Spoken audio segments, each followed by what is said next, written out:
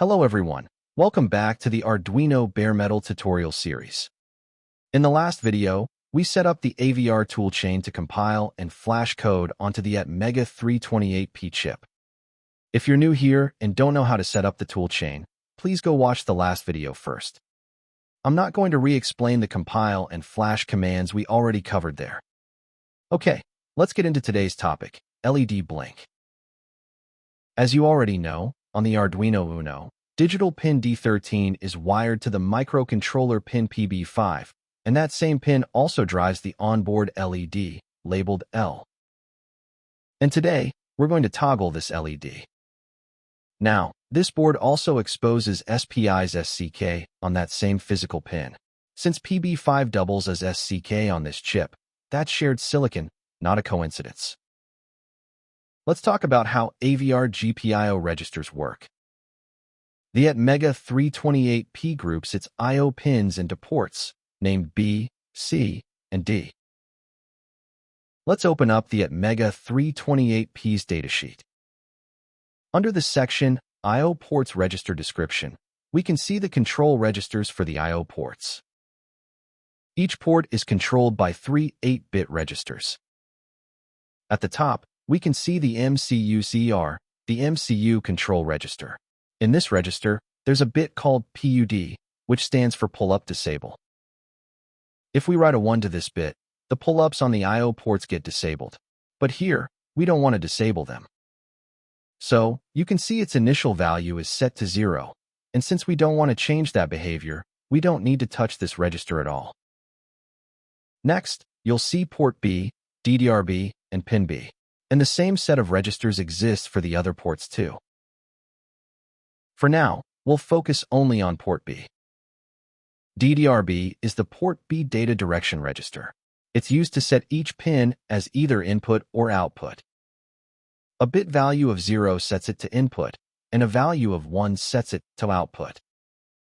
Since our LED is connected to PB5, bit 5 needs to be configured as output, so we need to set this bit to 1. This must be configured before the pin is used. Then, port B, the port B data register, controls the actual voltage on the pin. If the pin is configured as an output, writing a 1 here sets the voltage level to high, and writing a 0 sets it to low. But if the pin is configured as an input instead, this same register does something different. Writing a 1 enables the internal pull-up resistor, and writing a 0 disables it. Next, pin B, the port B input pin's address. This reads the current logic level on the pin. But it also has a special trick. Writing a 1 to a bit in pin B toggles that pin's corresponding port B bit, regardless of its current state. So, if we want to toggle the current state of the pin, all we need to do is write a 1 to that bit in pin B. And these same settings apply to the other ports as well, port C and port D. Okay, now let's get into the coding. Inside this LED blink directory, I will create a src subdirectory. And inside that, I will create a source file and just name it main.c. Here, we're going to code the LED blink program. First of all, we need to include the avr/io.h header file. Inside this io.h header file, all the register address maps are defined. I'll show you exactly how we use that. Now, let's add the main function. Here's what we need to do. If we go back to the datasheet, first, we need to set the MCU-CR, the MCU control register's PUD bit, to 0. But since its initial value is already 0, we don't need to touch it. Next, we need to configure pin PB5 as a GPIO output.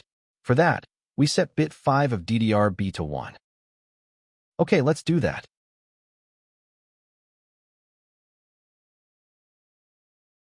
Inside the main function, we'll type DDRB and set it in binary, like this. Just bit 5 set to 1. Now, let me give you a small tip. It'll really help you while coding. I've installed the C++ extension pack for VS Code. Now, inside the main.c file, if we take a look, we can see that this avr/io.h file isn't being recognized by C++ IntelliSense. So what we need to do is add a C++ configuration. For that, press Ctrl+Shift+P to open the command palette in VS Code on Linux. Then, search for C++, edit configurations, JSON, and select it. From here, we need to add the correct paths and include directories. Now, I've already created this configuration file for all platforms. I'll copy it and paste it in here. You can grab the same file from the GitHub repo. If we go back to the main.c file now, you can see the header file is being recognized properly, and we can also open up the DDRB register definition. And if we open that definition, you'll see it actually points to address 0x04. And if we look back at the datasheet, we can confirm DDRB is indeed the register at address 0x04. So now that we can access the register definitions properly, I'll replace this direct binary value with something like this instead. DDRB equals DDRB, bitwise, or 1 left shift, DDR 5 positions. This DDB is actually 5, so that means take the current value of DDRB and OR it with a 1 that's been shifted left by DDB 5 positions. That means setting 1 to bit 5 of the DDRB. This does the same thing as what we did with the raw binary value, but this time we're only changing bit 5 because we're not touching any of the other bits in the DDRB register. And this is the correct way of doing it. We can also simplify it like this. Next, let's add the while loop, and inside that, we'll toggle the LED. To turn the LED on, we need to set bit 5 of PORTB register to 1. And to turn it off, we write a 0 to that same bit. So, we can write it like this. To turn the LED on, we take port B, OR it with a 1 shifted left by port B5, and write that back into port B. This sets just bit 5 to 1, without disturbing the other bits. We can also write it like this. And this is LED turn on. Let's copy this line and paste it one more time for the LED turns off command. To turn it off, we do the opposite. We take port B, and it with the bitwise complement of 1 shifted left by port B5. This clears just bit 5, setting it to 0, while leaving every other bit untouched.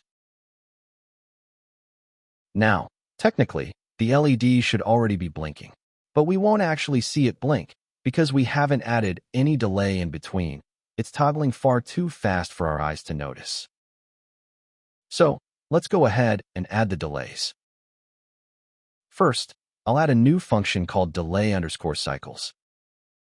And it'll take in the number of cycles as an input parameter. I'll set that as an unsigned 16-bit integer.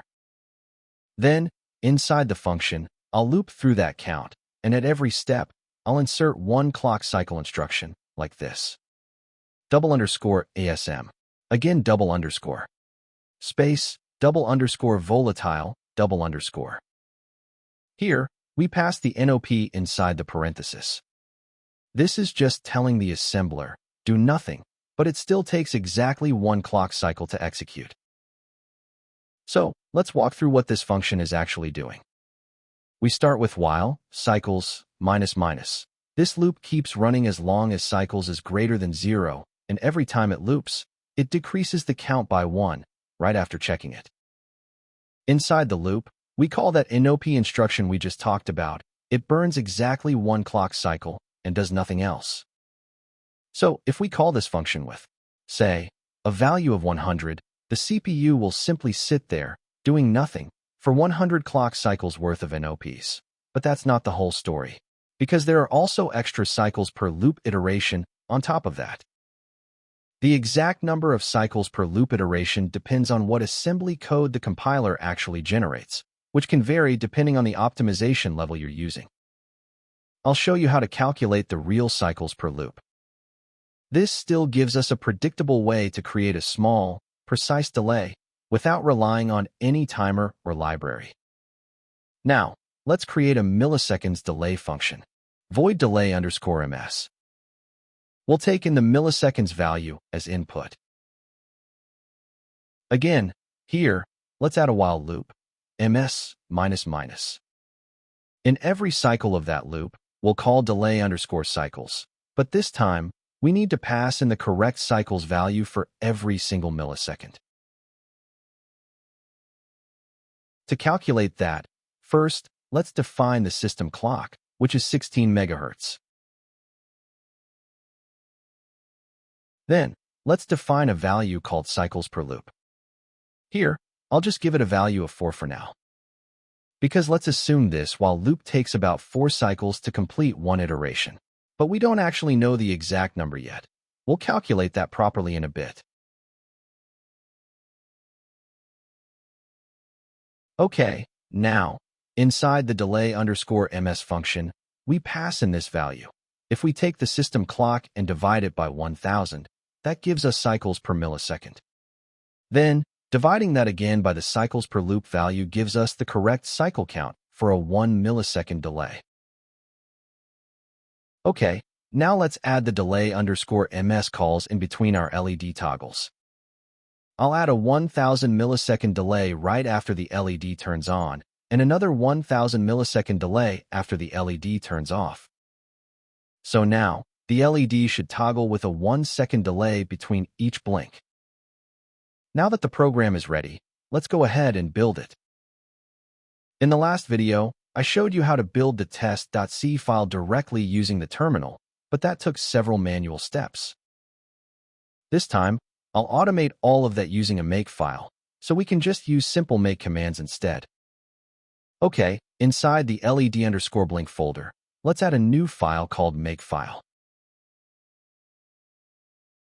Here, let's first define the build directory. I will set it to build. Then, let's define the output file name. I'll set that to just out.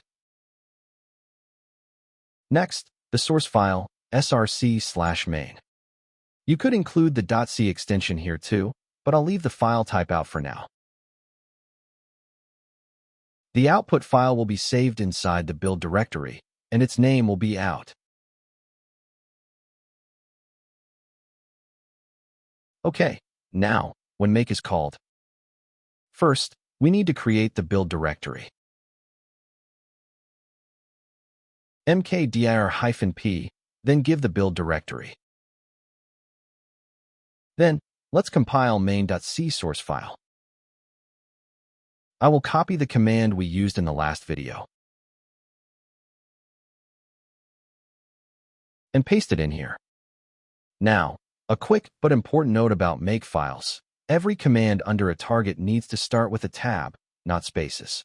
Make sure you add that. Now, let's go ahead and replace the output and source file names using the variables we just defined.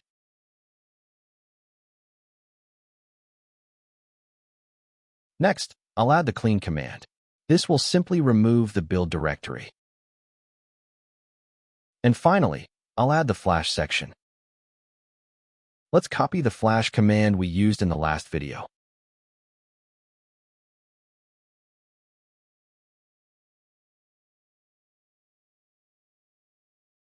Paste it here, and just replace the hex file name with our variable.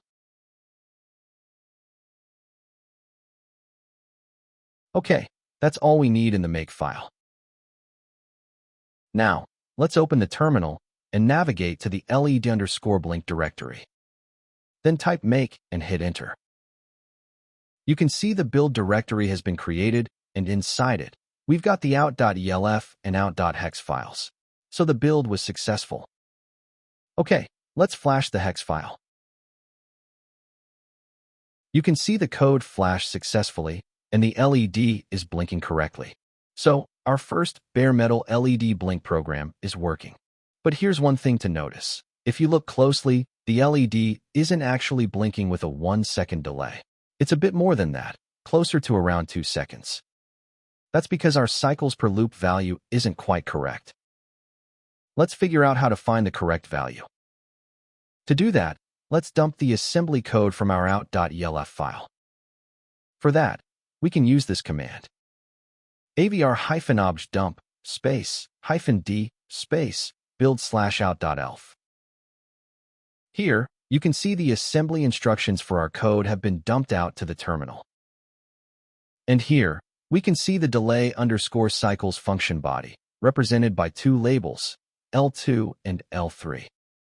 Now, if we look at the AVR 8-bit instruction set PDF, under the section Complete Instruction Summary, we can see every assembly instruction along with how many clock cycles each one takes to complete. Using this table, we can figure out the exact cycles per loop value. So, I went ahead and counted each instruction cycle cost. Starting at L2, the CP instruction takes 1 cycle. CPC takes 1 cycle. And BRNE, the branch instruction, takes 2 cycles, since it's taken every time we loop back. Then, at L3, the NOP instruction takes 1 cycle. SUBI takes 1 cycle. SBC takes 1 cycle. And finally, our JMP, the jump back to L2, takes 2 cycles. So if we add all of that up, that gives us a total of 9 cycles per loop. So, our cycles per loop value should actually be updated to 9, not 4.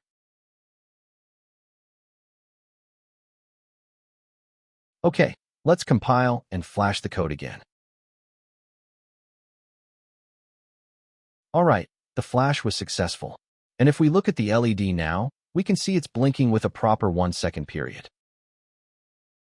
So, that's how we calculate and apply the correct delay.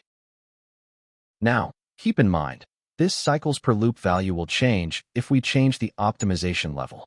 It's not something you can just assume and be fully confident about, without actually checking the assembly yourself.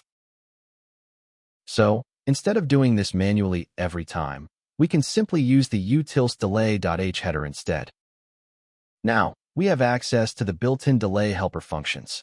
We can use _delay_ms for a millisecond delay. Let's pass in 1000 milliseconds, just like before. If we open up the definition, we can see what it's actually doing under the hood. It's performing similar operations to what we did earlier manually. But this version is already optimized, and it doesn't depend on your compiler's optimization settings. I'm not going to go too deep into how it works internally. Feel free to go through it yourself if you're curious. So, let's update the other delay call as well, and comment out our previous custom delay function and its definitions. Now, if we compile and upload the code again, we can see it's toggling again, with a clean 1-second delay. So, that's it for today's video. Today, we talked about LED blink bare metal programming, and also covered how to create and calculate a proper delay cycle. In the next video, we'll dive into button input bare metal programming. So, stay tuned, like, share, and subscribe. See you in the next video.